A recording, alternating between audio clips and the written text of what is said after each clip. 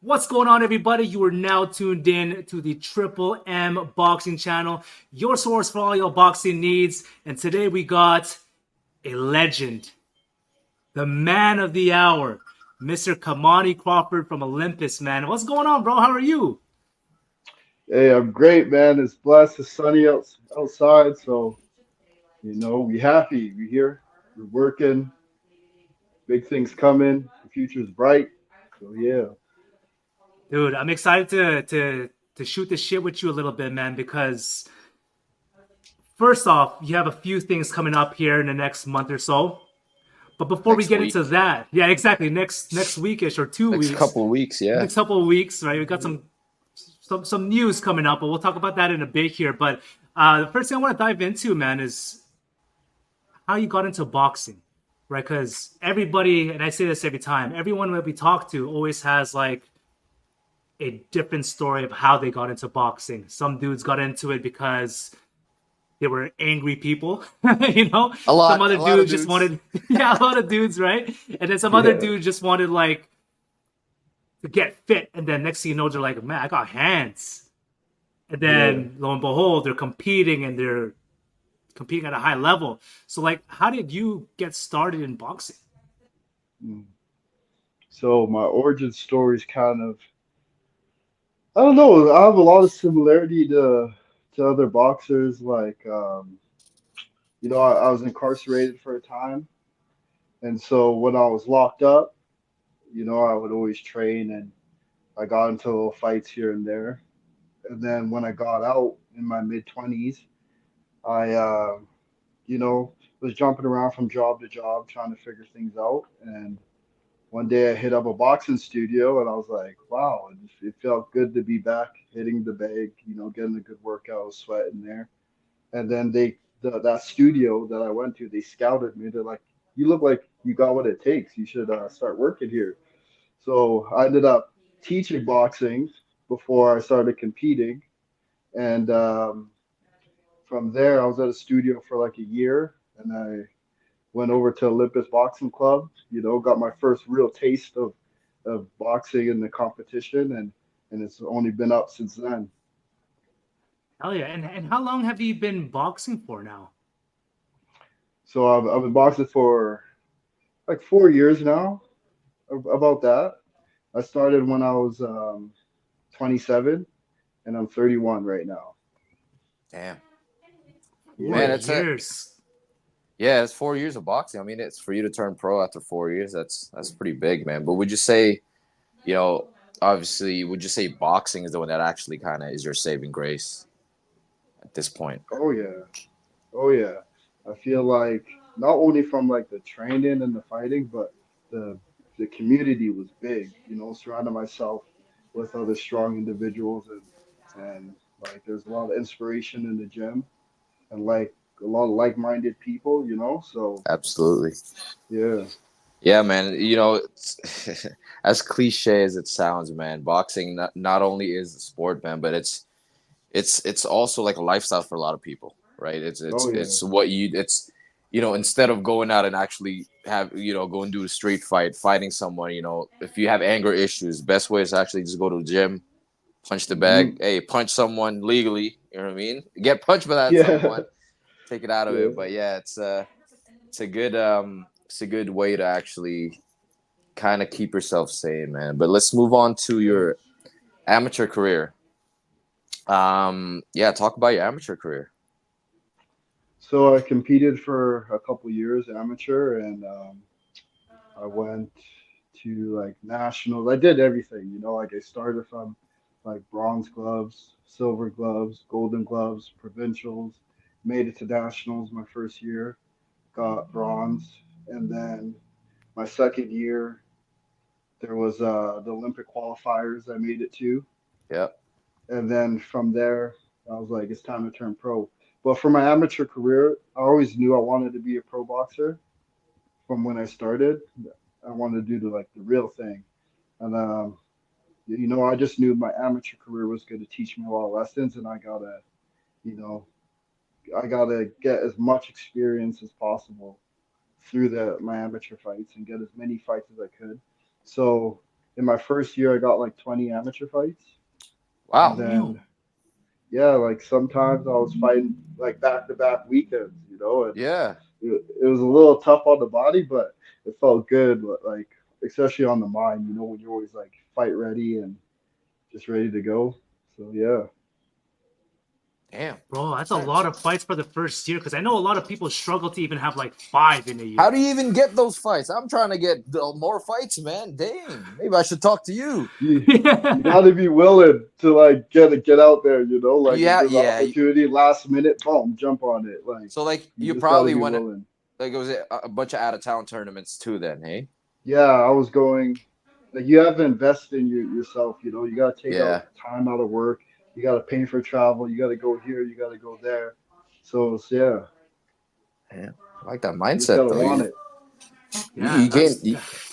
He gained. I'd say what about 3 to 5 years of experience in a year. Because like you said, Marvin, not a lot of people do 20 fights. I mean, in Ukraine probably, you know what I mean, but not definitely not in Canada, man. So that's crazy. Oh, I wish I could have done more, honestly. yeah. How Yeah. many in total do you think you have, like amateur fights in total? I think I have like around like 28 or 29, and like 24 of them were wins, and the rest were losses by like I fought really like high Yeah. ranking amateurs, you know. So I never lost by getting knocked out or hurt or anything like that. But you know, amateur fighting is like both Yeah. points and all that kind of your style and stuff. But most of the fights, like the ones I lost, I felt like if I had more rounds with these guys, it was a matter of time Yeah. before I'm Yeah. gonna catch it. You know? Yeah, Yeah. yeah, Yeah. 100%. No, that's true. So you after the like 20 or 29 fights, you decided to go pro. So you earlier you said you always wanted to just do the real thing, go pro. Was there like anything in particular after the 29th or 28th fight where you're like, this is it, I'm going pro? Like, was there like any opportunity that came out, or were you just like, screw the amateur scene, I'm going pro, this is it? Hmm. I would say there along the way there was a lot of opportunity because you know Angelo and everybody here at Olympus stay busy. You know, like we got a lot of pro fighters here, a lot of amateur fighters. There's always opportunity for amateurs or pros. So there was like a couple opportunities for me to have my pro debut sooner. But then we heard like Olympus put on their first pro card here in Yep. Calgary, and I Yep. was like, "Fuck yeah, I'm ready for that." You know, it's time, especially in my hometown. So yeah, we made it happen. My pro debut in April. Yeah. Yeah. We were there, man. I gotta ask you this. No, oh, not to cut you off, Marv. But man, we were there. We saw you fight. But man, how many laps did you do all around the stadium, man? Because every time I walk around, I see you pacing around, bro. What was that? What was that about? Were you just locking in or what? Was that before or after the fight? Bro, it was both. Before. Yeah, it was Before before the the. fight, that there's just so many people I knew there that were like, I had to make my rounds to say hi to everybody, you know, for one. And then I had a bunch of Team Crawford's t-shirts that were Yeah, Mm. ordered, so I had to hand those out too. I was like, I took on a lot that night, you know. By the end of it, I was so drained, like I just passed out hard. But yeah, I and it bet was because a lot of. it was sick because I was telling Stefan the whole time, like every time we saw you walk by, you're like locked in, game face in. I'm like, bro, he's getting mentally prepared to do legal murder. I'm like, this is gonna be crazy. This is gonna be Oh crazy. yeah. Just watch and like just watching you just get locked in. We crossed eyes a few times.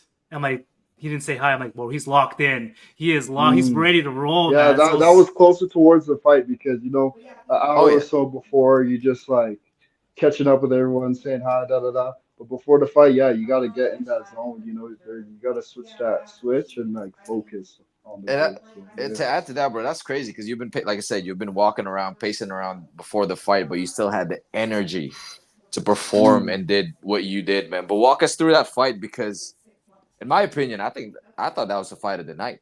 You know, same. no hate on Shark. You know, he got the knockout, Dylan, our boy. Mhm. But you know, yours was Mhm. yours was a little bit more exciting just because it was pretty. It's more than one round. Let's say that because I mean, Oh Dylan yeah. finished him pretty early. But yeah, walk through that whole fight, man. What was going through your mind? Because I was there yelling with everyone, pretty much. I can't really say much is going through my mind other than my like killer instinct, and that like all these people here too, backing me. I had all my sponsors there. Shout out to all my sponsors up here on the wall here. Can you see that? Yep. Yeah, right Yeah, there. all my Damn, hella sponsors. yeah. So like I had this community, kick-ass community behind me. I was feeling the energy. I couldn't have ran out of energy that night before the fight because the adrenaline kicked in. I was feeling good, and then I walked in. That killer instinct came out. So yeah, that's what you guys saw there. Man, like I said, it was definitely the fight of the night for me, man. But Mm. getting your first KO in front of everyone, in front of the sponsors, in front of all your friends, is pretty much the whole city, man. What does that mean to Kamani Crawford? It means that's the first of many. Like there's gonna be many more after that, chasing big things. My rig name is the King for the reason, because it's an aspirational thing. Like one day, y'all gonna see I'm gonna become that champ. And then when you hear my origin story, like where I come through, it's just a testament. God could bring you through hell, and like whatever it is that you have your passion for, or find your call in and go through it. It's not going to be easy at times, but when you make it through, ooh, you're going to be happy you took the first steps and didn't stop. That's true, man. 100%, bro. There's this one saying that always resonates with me, man. I'm not sure if you heard of it. It's called the way it goes is adversity is the dust that polishes the diamond. Amen to Why? that. Right? Yeah. Literally, man. Adversity Oh is yeah. what gets you through anything, bro. Like Mm. when we sit down in person, I want to like just do a deep dive in your whole story, just so everyone knows like your past, everything. What Yeah, you've for gone sure. through and all that stuff, right? And that's something that has to be done in person. We can't do Oh this yeah, online, right? yeah. We gotta Yeah, give yeah, everyone the real sauce, right? But yeah, with your for first sure. fight against Yaroslav, I think his name was there anything Mm. that surprised you during that I would fight? say the speed, like that guy was fast, coming up with some quick combos and all that. So yeah, the speed that he came at me with was surprising. But I That's like about when it. I get hit, it just like wakens something in me. Like for me to even push even harder and go forward. It just ignites the fire. So I liked it.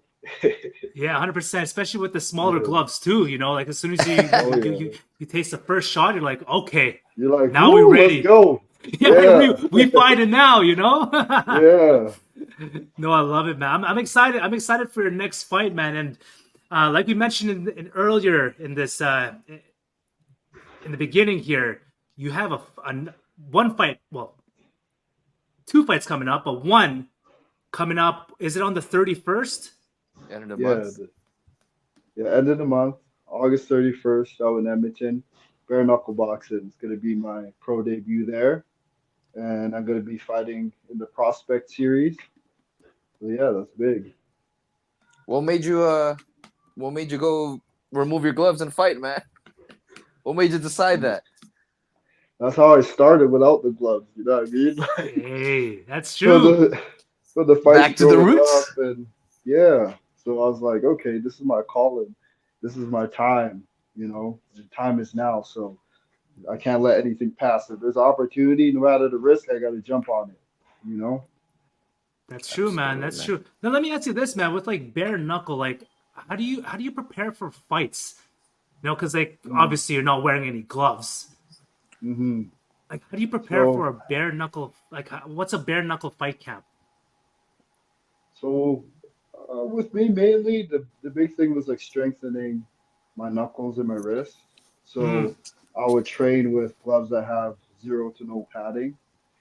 The rival bag gloves specifically, everybody mm. knows those ones, those slim. They have no padding there. So yeah, I just train with those, and there's different kind of things you could do in bare knuckle boxing that you can't do in boxing. So just adding those into my sparring, and yeah. Yeah, because I think the biggest thing, and this is just what I assume, blocking punches is going to be way more harder because you don't have Yeah, much protection. You just have your fists right there. it can I go think, through. yeah, you can split the guard easy, right? Right here, boom, Yeah, uppercut, easy, right? exactly. So defense is one, and like strengthening your wrists and knuckles. That's like the biggest thing right now. Because like I punched a few guys in the face once, you know, with no gloves, bro. It hurts. Mhm.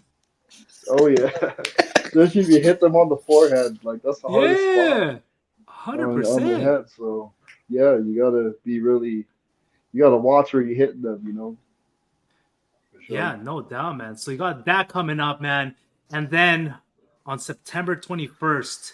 The second Olympus event. Yeah, that was gonna be big.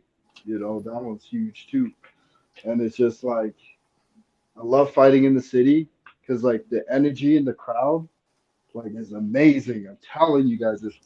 You guys already know. Eh, Like after my first one, and at the end when I won the fight and everyone was cheering, I put my hands up in the air. The crowd was so loud. Dude, they I went yeah, just nuts. felt the energy. The room was shaking. I was bro. like, Yeah. yo, yeah. And that's what we need here in Calgary, bro. That type of support Hmm. and love that they showed, not just with you, but with everyone, man. It With everyone, it yeah. was it was crazy. So the second Olympus event, I I only expect it to be twice as much as last time, man. Oh yeah. And it's even gonna be crazier. So I can't Hmm. wait for you to perform, for everyone to perform, man. And man, your first fight after after you knocked them out, I was shadow boxing. I wanted to fight there too, man. That's how crazy it Yeah. was. I just wanted to add that, bro. But that was crazy.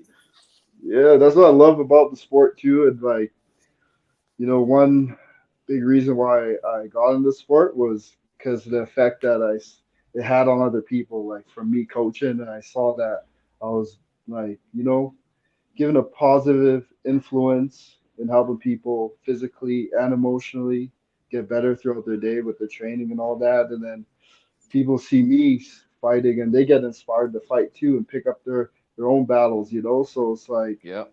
this energy that's forever growing and feeding off each other.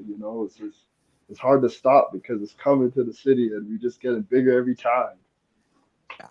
Amen, bro. And let me just add this, Hmm. man. With all everything that you've been through, you could have easily just took it negatively, but the way that you're bringing yourself, to other people, the way that you're acting, man, I just want to say I give you flowers, bro, because like I said, because you're passing all this, you're able to change yourself into this better version and it's still Hmm. being, what I mean, being worked on. So I applaud you and give you your flowers on that one, bro. Thanks, brother. But I gotta take that. I gotta give it up to the man upstairs, the king of Yes, all sir. kings, because he's the one that brought me through that and touched my heart and made me who I am today.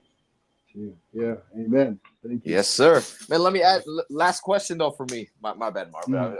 I know I cut you off like 2 times today. That's why we do this. Okay. That's why we do this in person. No, but last question, bro.